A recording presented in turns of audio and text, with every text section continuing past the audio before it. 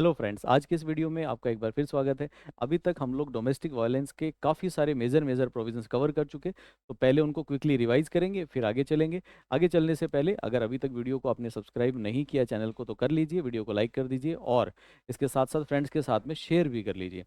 एक और इम्पॉर्टेंट बात है, इन सारी वीडियो सीरीज़ को अगर आप कंप्लीटली देखेंगे तो डोमेस्टिक वायलेंस के अंदर आपकी एक अच्छी कमांड हो जाएगी और सारे क्वेश्चंस आप एग्जाम में अटेम्प्ट कर पाएंगे। तो अभी तक की रिवीजन चेक करते हैं।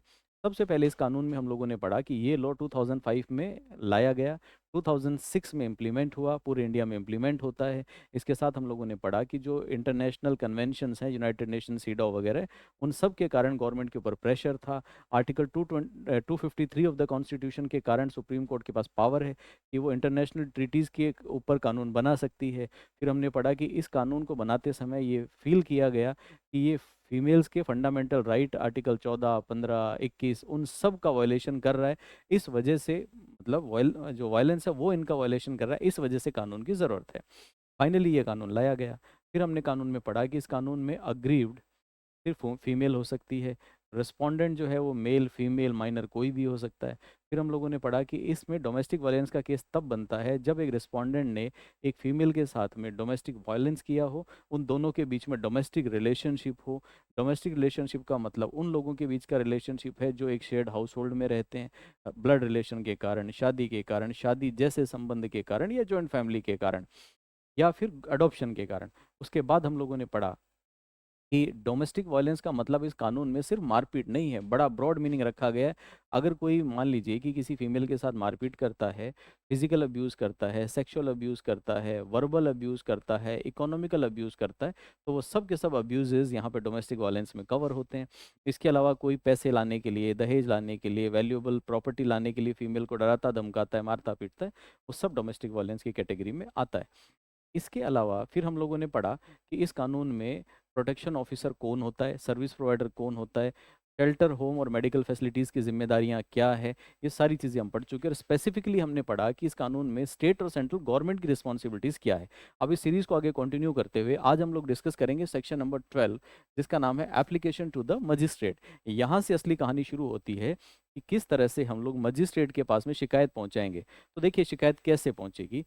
बड़ा सिंपल है। सबसे पहले तो जो अग्रीड वुमन है वो डायरेक्टली अगर कंप्लेन करना चाहे तो अग्रीड वुमन खुद से कर सकती है। अगर वो खुद से वहां नहीं पहुंच पा रही तो अपने किसी पर्सन को ऑथोराइज करके, मतलब एग्रीड के बिहाफ पे भी कोई शिकायत कर सकता है।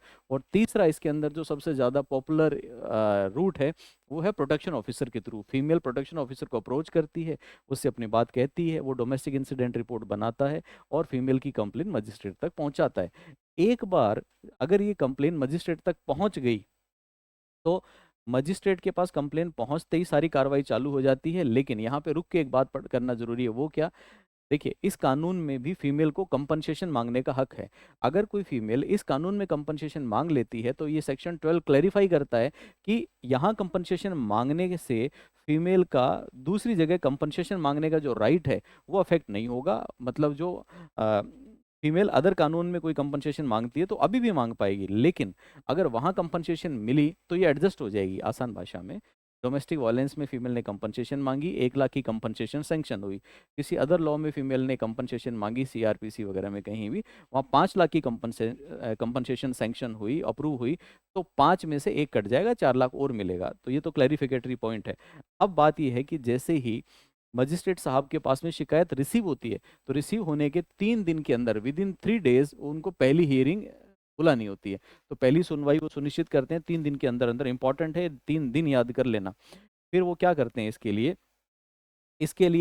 ये तो करेंगे ही, इसके साथ साथ उनकी ड्यूटी है, उनकी जिम्मेदारी है, वो कोशिश करेंगे कि इस केस को 60 दिन के अंदर अंदर खत्म कर दें। तो स्पीडी ट्रायल होता है, 60 दिन के अंदर इस केस को वो खत्म कर देंगे। 60 दिन कहाँ से काउंट होंगे?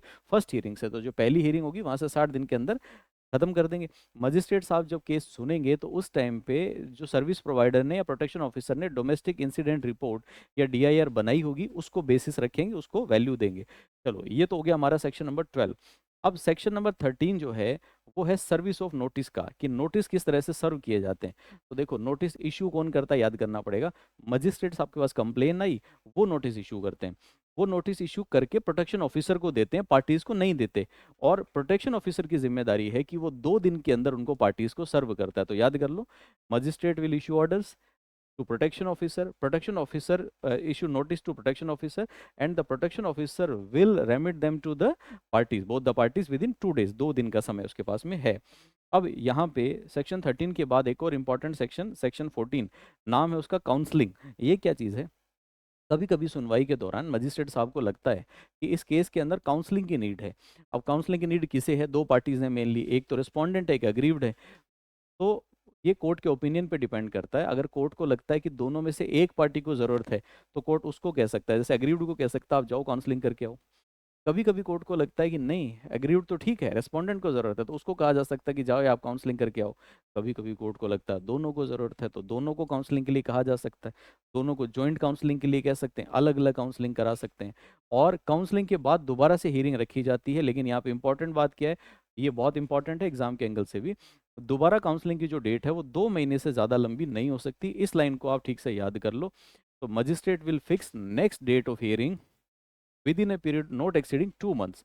अगली जो हियरिंग की डेट है वो 2 महीने से आगे नहीं जाएगी। इन सब के अलावा अगर मजिस्ट्रेट को लगे कि इस केस को ठीक से डील करने के लिए उन्हें वेलफेयर एक्सपर्ट की ज़रूरत है, तो वो चाहें तो वेलफेयर एक्सपर्ट की सर्विस ले सकते हैं। सेक्शन नंबर 15 मजिस्ट्रेट को इसकी पावर देता है, और प्रेफरेबली वो वेलफेयर एक्सपर्ट जो है वो वुमन ही होती है।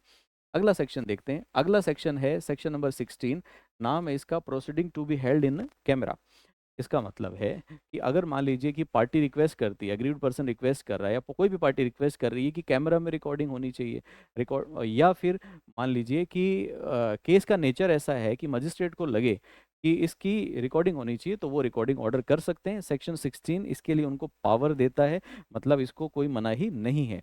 अब यहाँ पे ये जो सेक्शन नंबर 17 है, इसको ध्यान से देखिए। इसका नाम है right to reside in the shared household. इसका मतलब क्या है? ये बड़ा इंपॉर्टेंट सा सेक्शन है। आगे जाके कई बच्चे इसको लेके कन्फ्यूजन पैदा करते हैं, कन्फ्यूजन पैदा ना करें।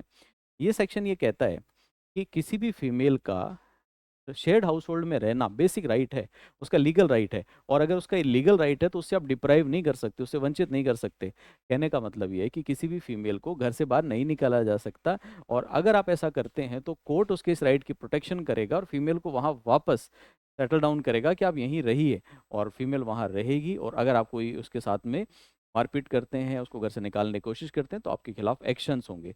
तो ये हो गया हमारा सेक्शन नंबर 17। अब नेक्स्ट जो हमारा सेक्शन है वो बड़ा सेक्शन है, नाम है सेक्शन नंबर 18, और पूरा नाम इसका प्रोटेक्शन ऑर्डर, संरक्षण आदेश। इसको हम लोग डिस्कस करेंगे अगले वीडियो में। मैं उम्मीद करता हूँ कि अभी तक की वीडियोस आपके लिए यूजफुल रहे, यूं ही इस सीरीज के साथ बने रहें। Thanks a lot.